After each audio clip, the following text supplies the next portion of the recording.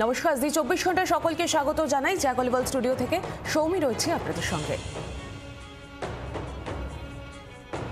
আর শুরুতেই নজর রাখবো আবহাওয়ার খবরের দিকে।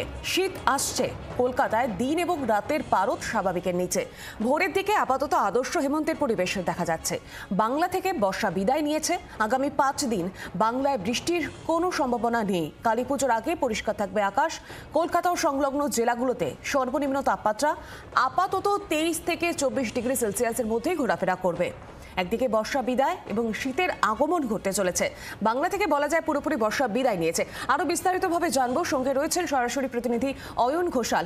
অয়ন, তাহলে বাংলা থেকে পুরোপুরিভাবে বর্ষা বিদায় নিয়ে নিয়েছে, তাহলে কি শীতের আগমন ঘটতে চলেছে? কারণ আমরা সকালের দিকে হেমন্তের পরিবেশ দেখতে পাচ্ছি। আরো একটি বিষয় জানতে চাইবো যে কালীপুজোর আগে বা কালীপুজোর কি কোনো বৃষ্টির পূর্বাভাস থাকছে?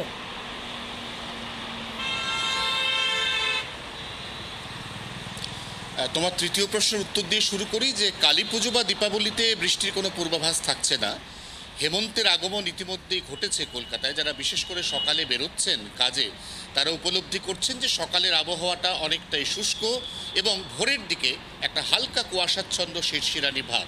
কিন্তু শীতের আগমন বার্তা আর শীত প্রকৃত অর্থে এসে যাওয়ার মধ্যে অনেকগুলো ফ্যাক্টর রয়েছে, যার মধ্যে অন্যতম অক্টোবরের একেবারে শেষ দিকে, বলা ভালো 27 অথবা 28শে অক্টোবর, একটি সম্ভাব্য ঘূর্ণিঝড়।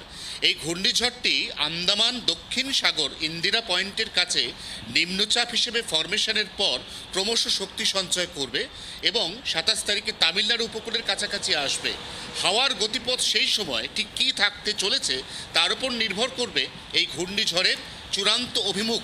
এটি তামিলনাড়ু উপকূল হয়ে পন্ডিচেরি হয়ে আরব সাগরের দিকে যেতে পারে, অথবা এটি বঙ্গোপসাগর বরাবর চলে এসে একেবারে ওড়িশা অন্ধ্র উপকূলের গোপালপুরের কাছাকাছি এসেও ল্যান্ডফল করতে পারে। যদি এটি আরব সাগরের দিকে চলে যায় তাহলে বাংলার শীতভাগ্যে সাপে বর হবে।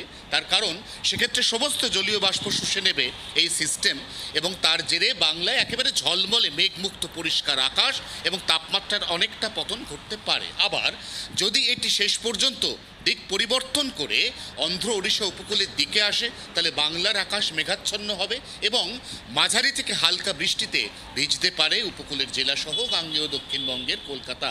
এবং সেক্ষেত্রে তার আগে পর্যন্ত আর নতুন করে কোনো সিস্টেম না থাকায় আপাতত গোটা রাজ্যে উত্তর অথবা দক্ষিণবঙ্গে আদর্শ হেমন্তের পরিবেশ বিরাজ করবে, এমনই পূর্বাভাস আলিপুর আবহাওয়া দফতরের।